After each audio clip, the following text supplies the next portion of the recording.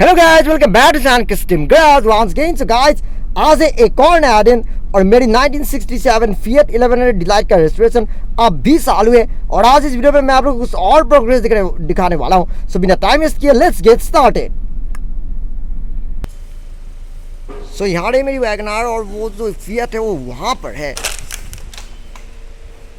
तो पीछे का जो टायर था वो भी खुल चुका है और यहाँ इन बाकी के पार्ट्स के साथ ही रखा गया है।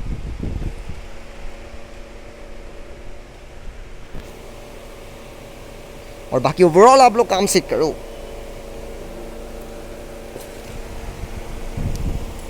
तो अभी अंडर का जो कुछ भी हिस्सा मतलब सड़ गया है वो चीज़ें ठीक किया जा रहा है। मतलब व्हील वेल्स के अराउंड में जो रस्टिंग हो गया है वो चीज़ें भी ठीक करना ज़रूरी है। तो इसलिए अभी वो चीज़ किया जा रहा है।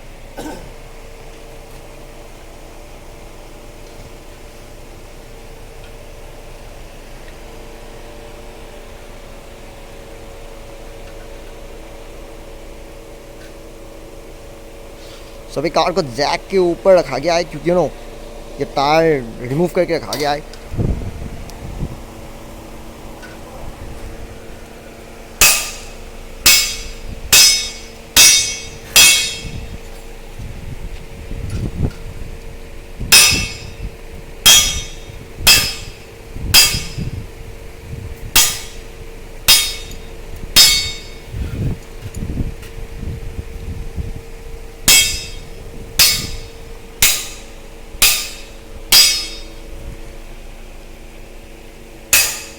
या डिक्की के अंदर भी काफ़ी रस्सी है जैसे कि आप लोग देख पा रहे हो। तो ये सब चीज़ें भी रिपेयर किया जाएगा। ये देखो यहाँ पर भी लगभग आर पार होने ही वाला है। जैसे ये वाला हिस्सा तो पूरा ही ख़त्म हो चुका है, तो ऐसे ये वाला पार्ट भी रिमूव कर दिया जाएगा और नया वाला पार्ट इंस्टॉल हो जाएगा। वो तो कहते हैं ना कि फुल रेस्टोरेशन, ये कार फुल्ली रिस्टोर हो रहा है तो इसलिए एक भी पार्ट में कोई इशू नहीं रहेगा, पूरा ब्रांड न्यू बन जाएगा। जैसा मतलब ओरिजिनल कंपनी से जैसा गाड़ी आता है बिल्कुल वैसा बन जाएगा। और इस कार में मैं जितना पैसा लगा रहा हूँ और जितना मेहनत लगा रहा हूँ हर एक पार्ट्स, इस कार के हर एक पार्ट्स मैंने खुद सोर्स किया है। हर एक पैनल्स, हर एक चीज़ें ये लाइट्स वगैरह जो कुछ लगने वाले हैं, बम्पर्स वगैरह, सारी चीज़ें मैंने खुद ढूंढ के निकाला है। ये जो कुछ भी ये सब पैनल से ये सारे के सारे मैंने ढूंढ के निकाला है। वरना ये सब चीज़ें आजकल इजीली नहीं मिलता है, बहुत मुश्किल से ढूंढ के मैंने ये सब चीज़ें लाया है। बाहर से ऑर्डर करके मैं लाया हूँ ये सारी चीज़ें, जो कुछ भी रनिंग बोर्ड जैसे चीज़ें, सारे के सारी चीज़ें मैंने खुद ऑर्डर किया था। अपने ब्रेन को इस्तेमाल करके मैंने ये सब चीज़ें ढूंढ के निकाला है और उससे आप लोग ये चीज़ समझ पा रहे हैं कि इस कार में मैं कितना ज़्यादा ब्रेन यूज़ कर रहा हूँ। क्योंकि मेरी फैमिली की सबसे पहली कार प्रीमियर पद्मिनी था, तो दैट्स वाई फिएट के साथ मेरा एक बहुत ही इमोशनल रिलेशनशिप जुड़ा हुआ है। वैसे आजकल तो मैं मारुति की गाड़ियाँ ज़्यादा यूज़ करता हूँ या फिर सुजुकी के कार्स में ज़्यादा कस्टमाइजेशन वगैरह करता हूँ, लेकिन मेरी कार कल्चर में जो मेरा जो एंट्री हुआ था वो सिर्फ और सिर्फ फिएट की वजह से ही हुआ था। क्योंकि जब मैं छोटा था तो मैं अपने डैड को फिएट चलाते हुए देखता था, तो दैट्स वाई फिएट के साथ मेरा एक बहुत ही इमोशनल रिलेशनशिप है। और उसी रीज़न की वजह से इतने साल बाद मैंने ये कार खरीद लाया। वरना आज 2025 में कोई ऐसी कंडीशन की फिएट भला कौन खरीदेगा? ये सिर्फ वो लोग खरीदेगा जो कार्स की जो एकदम जो ट्रू फैन जो कहते हैं ना, वो है, सिर्फ वो ऐसी चीज़ें करेगा। अब तो लिटरली 2026 होने वाला है और मैं फिएट में काम कर रहा हूँ। एक ऐसी कार जो कि प्रोडक्शन से मतलब निकले हुए भी 20 साल से ज़्यादा हो चुका है, क्योंकि प्रीमियर पद्मिनी 2000 के अराउंड में प्रोडक्शन से बाहर हो गया था और डिलाइट तो उससे भी पहले हो गया था। 1970s के टाइम में ही डिलाइट प्रोडक्शन से बंद हो गया था। तो एक 50 साल पुरानी कार को रिस्टोर करना कोई छोटी मोटी बात नहीं है।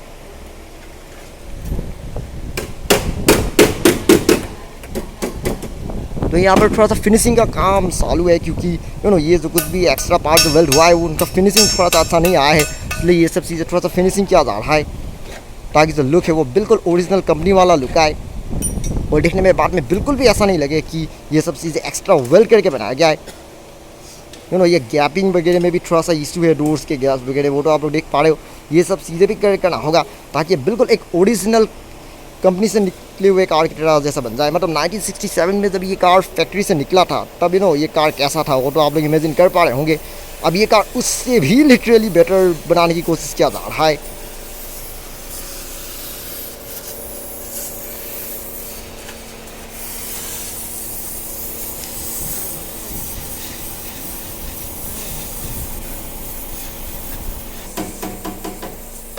नाइनटीन 67 में तो मेरे मॉम डैड भी पैदा नहीं हुए थे। ये कार लिटरली मेरे ग्रैंडफादर के ज़माने की कार है और मैं ग्रैंडसन हो के एक ऐसी कार में काम कर रहा हूँ।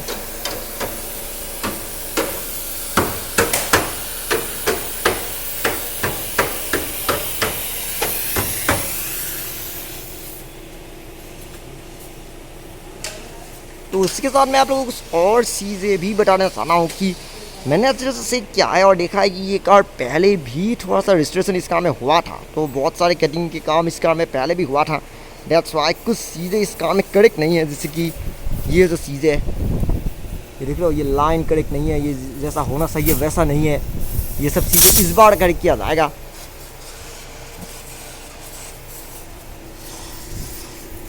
और नीचे से भी आप लोग देख सकते हैं कि ये जो लाइन है, ये बॉडी लाइन बिल्कुल भी करेक्ट नहीं है, मतलब ये एकदम एक दूसरे के साथ बैस नहीं हो रहा है। वैसे बहुत से इस कार में इम्परफेक्शन हुए थे जो कि एक्चुअल में प्रीवियस मैकेनिक्स ने किया था, मतलब पहले जब ये कार रिस्टोर हुआ था तब शायद ये सब चीज़ें करेक्ट नहीं हुआ था, लेकिन इस बार फाइनली ये सब चीज़ें करेक्ट हो जाएगा और अब कार और ज़्यादा बेटर बन जाएगा।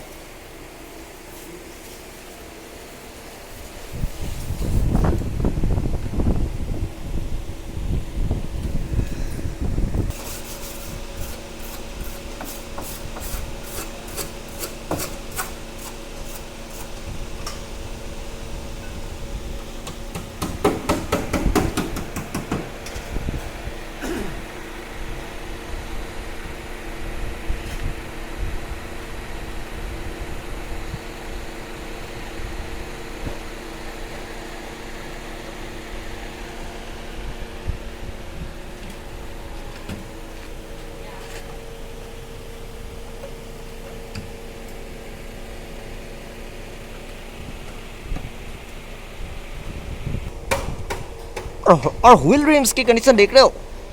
अब मुझे ये नहीं लगता कि ये रिम्स 1967 का है या नहीं, ये तो मुझे अब नहीं पता, लेकिन इनकी कंडीशन वाकई में काफ़ी अच्छी है अगर आप अच्छे से देखें तो।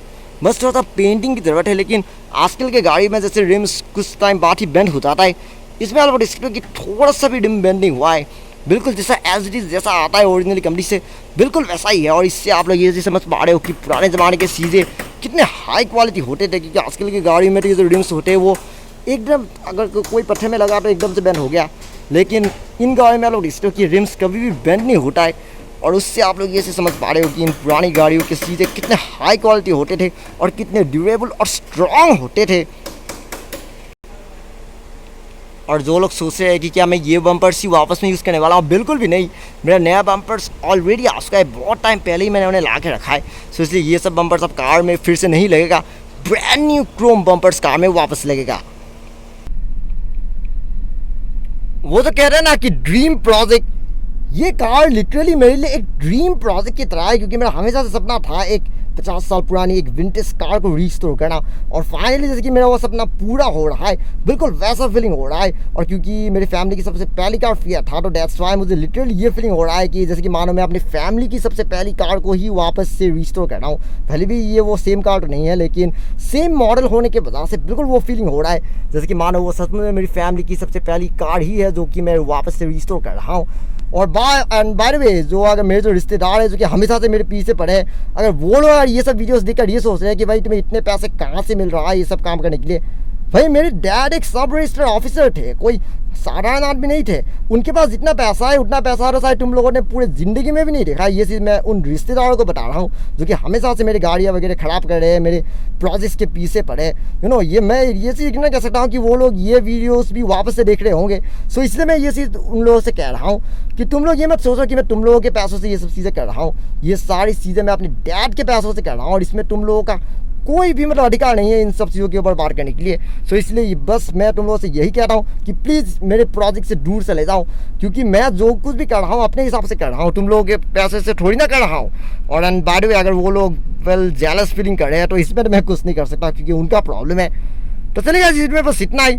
फिर कि मेरी एक और नई वीडियो में इसमें मैं आप लोगों को इसी कार से रिलेटेड और बाकी की चीज़ें दिखाऊंगा। लेकिन तब तक अगर आपको आज का ये वीडियो सच में पसंद आया, don't forget to like, comment, share, and subscribe to my channel, and also click the bell icon so you will get notification of every new video. Thank you very much for watching my video. Have a great day, guys.